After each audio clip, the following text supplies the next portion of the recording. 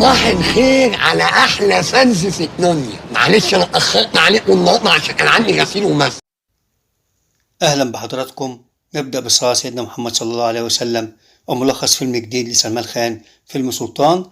أرجو لكم الاستمتاع بملخص الفيلم والتعليق عليه، ولا تنسوا الاشتراك في القناة وتفعيل الجرس ليصلكم كل جديد. دمتم في أمان الله. سلام.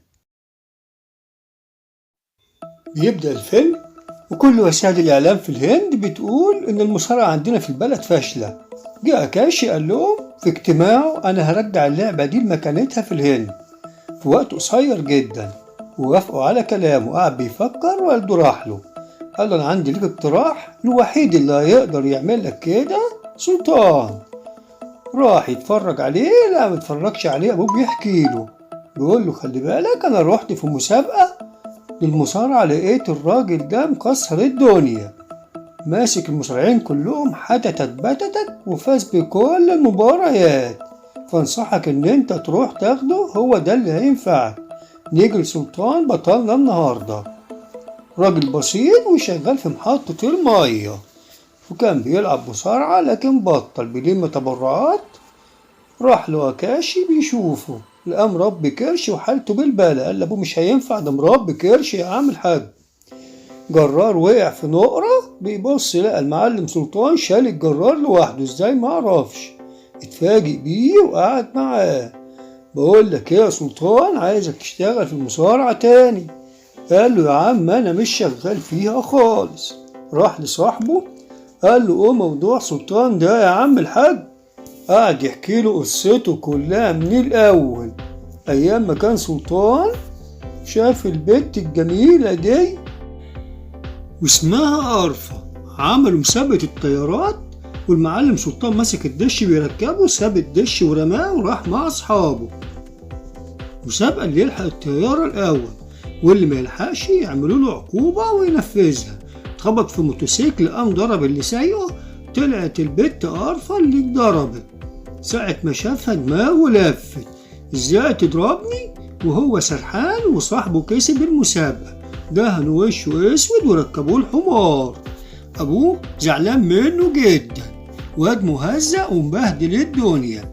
راح لجدته قال له ما انتش نافع، ازاي بقى عندك 30 سنة وانت بالمستوى الطفولي ده؟ انتوا قالت له معلش يا حبيبي. ركب مع صاحبه وشاف المعلمة أرفة تاني قدامه، راح يعتذر لها، لا حقك عليا وانا عايز اتجوزك. قالت له امشي بعيد عني يا مهمل. واقف فاكرها واعجبت بيه، قال لك البنت دي اعجبت بيا ولا ايه؟ راح حلقة المصارعة يتفرج عليها في المسابقة، مسكت الواد اللي قدامها شقلطته وعملت الفينش وفازت. ابوها مبسوط والدنيا كلها بتسقف لها. راح قال لها خلاص بقى حقك عليا، نعمل هدنة مع بعض. برضه ماهيش مقتنعة بكلامه، يا ابني ابعد عني وابعد من طريقي. قال لها صدقيني انا مش هسيبك، انا نويتلي خلاص. راح لابوها قال انا عايز اتدرب على ايدك. قال له يا ابني ابعد عني ما انتش نافع. قال له هات 3 مصارعين من عندك يجروا ورايا، واذا لحقوني انا همشي من هنا مش هتشوف وشي تاني، واذا فزت هتدربني. وفعلا قدر يفوز عليهم.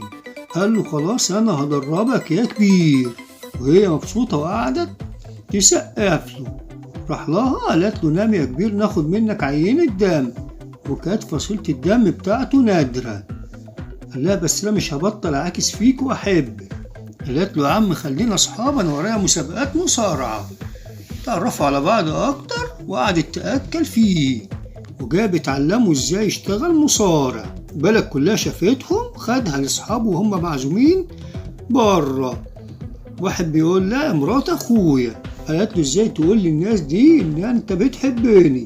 قال لهم هما شايفيننا مع بعض وطبيعي ان هما يفتكروا كده. اديته بالقلم على وشه واتصدم صدمة عمره. قالت له انت مش شايف نفسك ولا ايه؟ انا عمري ما هتجوز الا مصارع قوي جدا بطل يعني، وانت انسان تافه. رجع البيت زعلان جدا، وابوه قال له يا ابني اثبت للناس دي كلها ان انت على قد المسؤولية. راح جري لابوه قال له انا عايز اتدرب معاك واخش مسابقة المصارعة. قال له يا ابني انت لا تصلح، دخل يتمرن مع الناس اللي موجودة هناك، لكن للأسف مسكوه شقلطوه. قالوا أنا هرجع لك بعد شهر وهتشوف إنسان تاني خالص. سلطان وهنا هي واقفة مستغربة منه جدا. راح يتدرب ويتمرن وعمل لي فيها 7 رجالة حتى بيسبق القطر. وهنا راح مدرسة فنون قتالية تانية المصارعة اتمرن فيها، وبعد شهر رجع لهم مسك كل المصارعين ظبطهم، قدر يفوز عليهم كلهم. قال له خلاص يا باشا انت معانا. وفعلا خد المسابقة وهي حست بالذنب تجاهه. هي في المسابقة فازت طبعا وخدت المركز الأول بسهولة، وهو دخل شقلط أول مصارع وفاز عليه. أعلنوا فوزه، والمباراة النهائية صعبة جدا مع البطل القديم اللي وزنه قد المعلم سلطان مرتين 3. المدرب بيقول له اوعى تشترك في المسابقة. قال له أنا هثبت لكم كلكم إن أنا البطل، ومش راضي يسمع كلامها. وراح فعلا دخل المسابقة واتضرب في الأول، لكن قدر ينفذ الفينش بتاعه ويفوز بالبطولة، وأعلنوه بطل الهند الأول. وفعلا هنا اعتذرت له وهو سامحها وبقوا حبايب. حلو الكلام؟ لا ده لسه، واتجوزوا كمان. ألف مبروك يا معلم سلطان. وبدأوا يدخلوا المسابقات دايما هي فايزة وهي الأولى، وهو طبعا الأول. هم احتكروا مسابقة المصارعة في البلد، وهنا هيدخلوا المسابقة الأولمبية سوا. بيحتفلوا الاتنين، لقى المعلمة داخل بيكشفوا عليها. قالت له الدكتورة المدام حامل. جات البنت يعني زعلانة وقالت لابوها زعلانة عشان حلمي في الأولمبيات انتهى. وسلطان مبسوط وفرحان باشتراكه في المسابقة، ودخل مسابقة الأولمبيات وقدر يجيب أول ميدالية للهند. مبروك يا سلطان. سلطان واتشهر جدا وبدأ يعمل لقاءات صحفية وإعلانات وبقى من أشهر الناس في المدينة. هنا مدربه بيطلب منه يعمل مسابقة ويشترك في مسابقة محلية، رفض. وهنا عملوا له احتفالات كتير قوي، واتشهر جدا وعمل التمثال بتاعه وكشف عنه وقال لهم الميدالية الذهبية هي اللي كسبتني يا جماعة. المعلم ده اتغر زيادة عن اللزوم. هنا صحفي بيقول له انت مغرور ليه؟ اداله بالقلم على وشه. ومراته شايفة كل حاجة قرفة زعلانة جدا، وقالت له ما تسافرش يا معلم الأسبوع الجاي أنا هوي. لا مش هينفع أقعد، أنا مسافر. وراح فعلا تركيا وجاب المكسب وخد الميدالية الأولى على العالم، بقى رقم 1 في العالم. والمعلمة وولدت. رجع المعلم سلطان من السفر بعد ما خد الجايزة بتاعته، بيشوف ابنه. قالت له ابنك مات لأنه اتولد عنده فقر دم وفصيلته مش موجودة هنا زي بتاعتك، وأنا قلت لك اقعد وأنت ما سمعتش الكلام، وابعد عنه مالكش علاقة بيا خالص. معلم عمال يبص لسرير ابنه وزعلان وحزين حزن الدنيا كله، وساب المكان ومشي وبقت حالته طين. وهنا صاحبه عمال يكمل الحكاية لكاشي. قال له دي كلها قصة المعلم سلطان. راح كمان سلطان لواحد من الأكابر قال له عايزين نعمل مركز التبرع بالدم. طبعا ما سمعش منه الكلام. قابله أكاشي قال له اسمع كلامي وهتقدر تعمل اللي انت عايزه، واداله الكارت بتاعه. رجع مكانه عمال يبص على صورته هو ومراته قرفة أيام ما كانوا شغالين 100 في المصارعة. وراح لها وقال لها أنا آسف سامحيني وأنا هشتغل في المصارعة تاني وهتسابق في المصارعة تاني، ما الشغلانة دي أكل عيشه، وهثبت لك كل حاجة كويسة في حياتي. وفعلا خد الأتوبيس وراح المعلم أكاشي. معلم أكاشي طبعا هيجيب له مدرب جديد، والمستثمرين رافضين عشان سنه ب40 سنة، لكن أكاشي مصر عليه وبيوري له شكل المصارعة بيعملوا إيه. قال له يا باشا أنا معرفش المصارعة دي، ما شفتهاش قبل كده. قال له ما تقلقش أنا همرنك وهظبطك، وجاب له المدرب الجديد وقال له قدامك أهو يا باشا.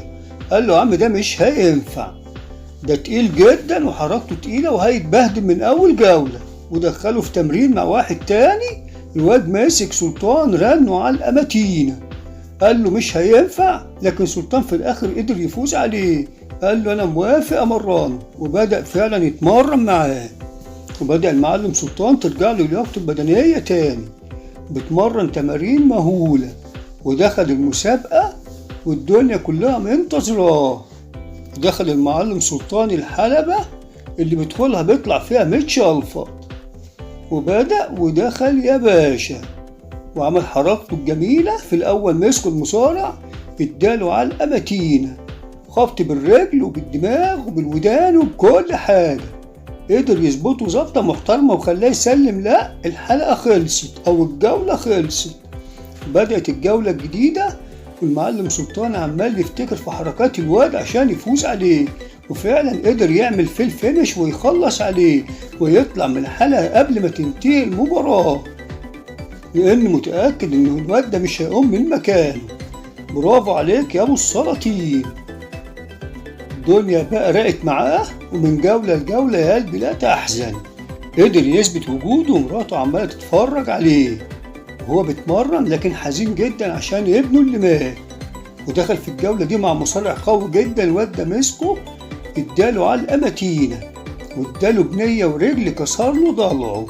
دي كانت الخبطة بقى اللي بهدلت الدنيا.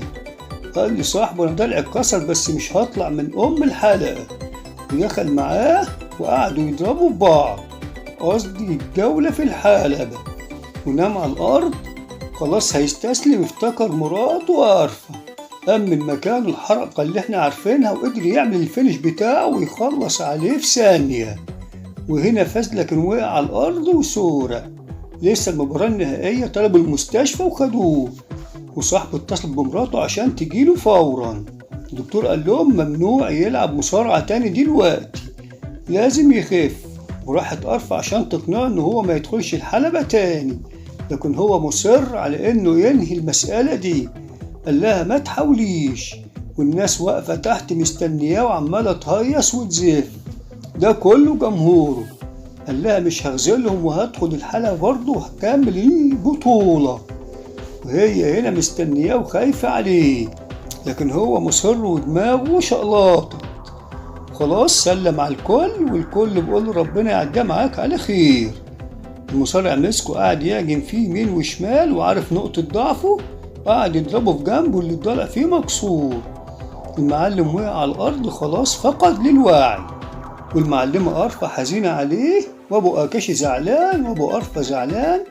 لكن المعلم سلطان افتكر ابنه، هوب قام من مكانه زي المجنون، والدنيا هاصت وماجت وداجت، وقام مسك المصارع رفع نفخه نفخة محترمة، ومش هيسيبه إلا ما يعمل له الفينش بتاعه ويخلص عليه.